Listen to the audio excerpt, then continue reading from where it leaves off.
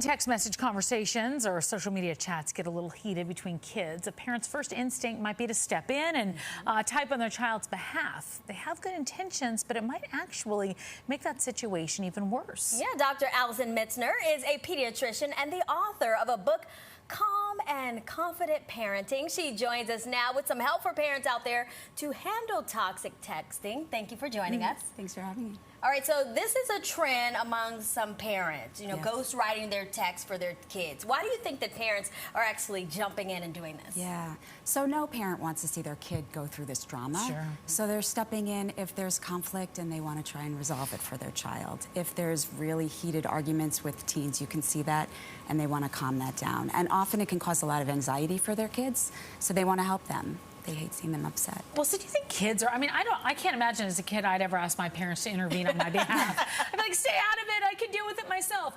But are kids asking parents for help, or are parents just jumping in and doing it, taking it upon themselves? That's a great question. Both, actually. Some kids will ask their parents for the help of how to respond, but a lot of times, and parents admit to do this, they will do it without their child knowing. They'll see it pop up on the table or a text message, and they'll respond on their child's behalf.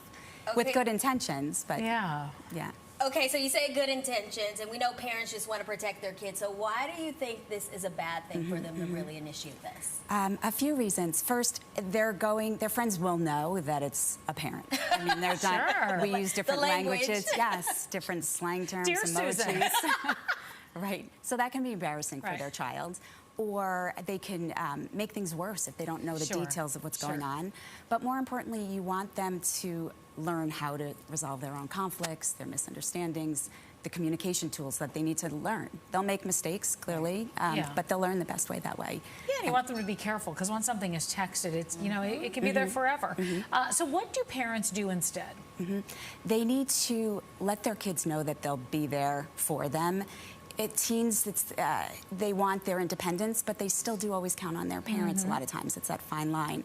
So you want them to know that they can count on you to help handle those text messages, but don't handle them on their behalf. Okay. Okay, so what are some ways that parents can kind of help their kids kind of navigate touchy situations in text? A lot of different things. First, I would say have your child know that your friends might not have their text messages or their phone available to read text messages all the time.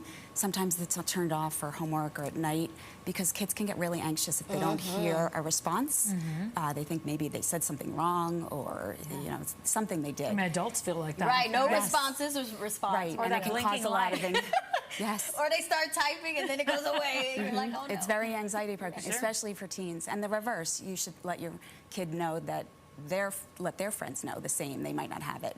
And to think before responding. That's another thing. Adults should do this. If they see something that came their way that was a false accusation or something that was really causing more conflict, you don't want to respond right away. Let them think first, because they might be more emotional. They'll send something they regret, like you mentioned. And same with late night texting. You tend to be more tired, more emotional, and send something that you might not otherwise when you're well rested. All right, Dr. Mitzner, thank you so much for joining us to talk about this, such an important topic, toxic texting out there. So if people want to get a hold of you for more advice or to purchase Calm and Confident Parenting, you can visit her website or Instagram page. Information right there on your screen.